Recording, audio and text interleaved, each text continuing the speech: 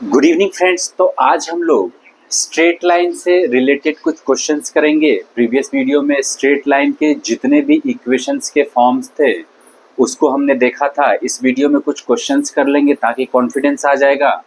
Question क्या है? Find the equation of the line passing through 1, -4 and perpendicular to 3x plus 4y minus 8 equals to 0।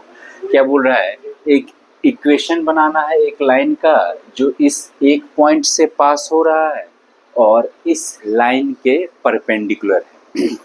हमें पता है जब टू लाइंस परपेंडिकुलर होता है तो उसका जो स्लोप का मल्टीप्लिकेशन होता है वो -1 होता है। ये प्रॉपर्टी पढ़े थे, m1 into m2 equals to -1। तो हम मेरे पास इक्वेशन है तो इस इक्वेशन से हम दोनों का स्लोप निकाल सकते हैं। कैसे? देखिए, हमें पता है कि जब इक्वेशन रहता है इस टाइप का और उससे हमें स्लोप निकालना होता है तो y को बिल्कुल अकेला करेंगे तो 4y इक्वल्स टू हो जाएगा। ये राइट साइड चला जाएगा -3x और ये +8 और y को अकेला जब करेंगे तो -3/4x प्लस 8/4। ऐसा करने पे x के साथ जो कोफिशिएंट रहता है वही इस लाइन का स्लोप रहता है जब y को बिल्कुल अकेला करते हैं। That means m1 equals to है -3/4, m1 इक्वल्स टू है -3/4। तो m2 क्या होगा? हम जानते हैं m1 into m2 equals to -1। m1 का वैल्यू यहाँ -3/4 अगर रखेंगे इंटू m2 इक्वल्स टू -1 तो यहाँ से m2 आ जाएगा 4/3, वो भी प्लस में। अब हमें इस लाइन का स्लोप पता चल गया जो कि इस लाइन के परपेंडिकुलर है। इसका स्लोप पता चल गया m। जब स्लोप पता है, वन पॉइंट पता है तो पॉइंट स्लोप फॉर्म हम लोग लगा लेंगे। क्या होता है point slope form?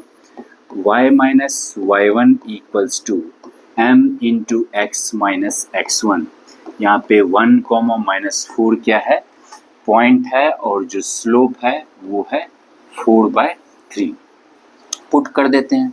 y minus y1 का वैल्यू -4 मतलब +4 इक्वल्स टू m का value 4/3 into x minus x1 क्या है? x1 है मेरा 1 तो -1।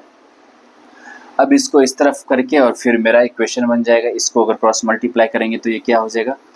3y + 12 equals to 4x - 4। अब इसको उधर लेके चले जाओ, 4x - 3y - 4 - 12 इक्वल्स टू 0। तो ये हो जाएगा 4x - 3y - 16 इक्वल्स टू 0। ये हो जाएगा इक्वेशन उस लाइन का। ठीक है, आई थिंक आप लोग को समझ में आ गया होगा। बोल रहा है एक पॉइंट दे रखा है और एक लाइन दे रखा है। बोल रहा है इस लाइन के जो परपेंडिकुलर लाइन होगा उसका इक्वेशन क्या होगा। तो हम जानते हैं किसी लाइन के परपेंडिकुलर कोई लाइन होता है तो m1 इंटू m2 -1 होता है। और कोई भी इक्वेशन से उस इक्वेशन का स्लोप कैसे निकालते हैं? y को बिल्कुल अकेला करते हैं, फिर जो x के साथ कोफिशिएंट होता है वो स्लोप हो जाता है। स्लोप निकल गया। अब m1 इंटू m2 से यहाँ m2 का वैल्यू आ गया और 1 पॉइंट फॉर्म ये है, यहाँ पे पुट किए और इक्वेशन आ गया।